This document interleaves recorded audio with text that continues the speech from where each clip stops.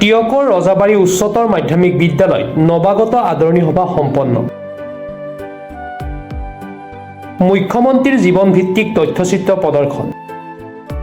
টিয়কৰ ৰজাবাৰী উচ্চতৰ মাধ্যমিক বিদ্যালয়ত সোমবাৰে নৱাগত আদৰণি সভা আৰু কৃতি ছাত্ৰ-ছাত্ৰীক সম্বৰ্ধনা জনোৱা হয়।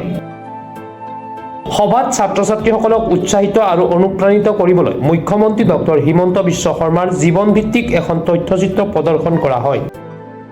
সভাৰ উদ্দেশ্য ব্যাখ্যা কৰে বিদ্যালয়ৰ অধ্যক্ষ হেমন্ত ভূঞাই। সভাত ভালেকেইজন শিক্ষাবিদৰ লগতে নিউজ লাইভৰ জ্যেষ্ঠ সাংবাদিক প্ৰদীপ বৰাই অংশগ্ৰহণ কৰে। আমাৰ টিয়ক ৰজাবাৰী উচ্চতৰ মাধ্যমিক বিদ্যালয়ত আমি নৱাগত আদৰণি সভা আৰু কৃতি ছাত্ৰ-ছাত্ৰীসকলক আমি সম্বৰ্ধনা জ্ঞাপনৰ বাবে এখন সভা আয়োজন কৰিছিলোঁ। তাৰ লগতে আমি মহান ব্যক্তিসকলৰ যিটো জীৱন গাথা, সেই জীৱন গাথাও ল'ৰা ছোৱালীবিলাকৰ মাজলৈ লৈ অহাৰ প্ৰয়াস কৰিছিলোঁ।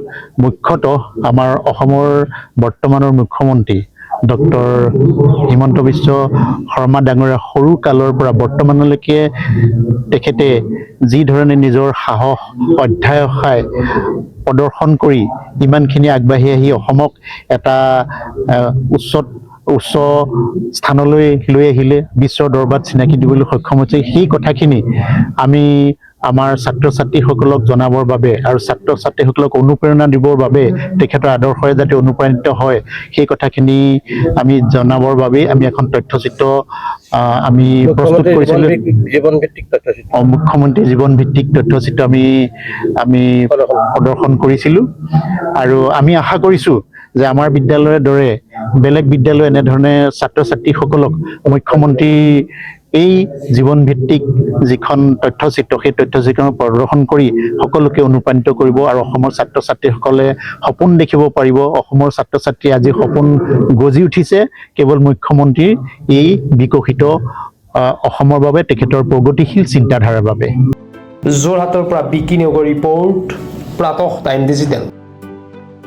শদিয়াৰ পৰা ধুবুৰীলৈ, বৰাকৰ পৰা ব্ৰহ্মপুত্ৰলৈ সকলোৰে মাজত চিনাকি এটা নাম প্ৰাতঃ টাইম।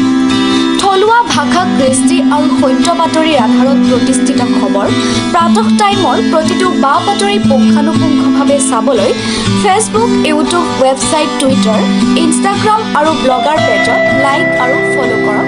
ধন্যবাদ। অসমৰ সংবাদ জগতখনৰ বাবে এক সুখবৰ।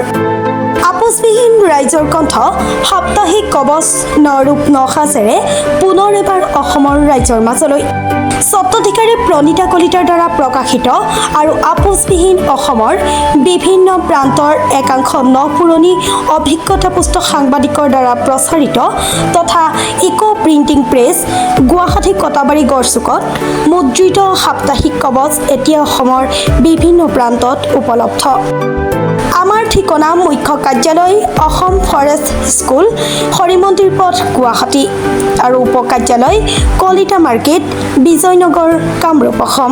মোবাইল নম্বৰ হৈছে 9435114666 অথবা 9864084600 আৰু আমাৰ ইমেইল আইডি হৈছে kobos2025@gmail.com।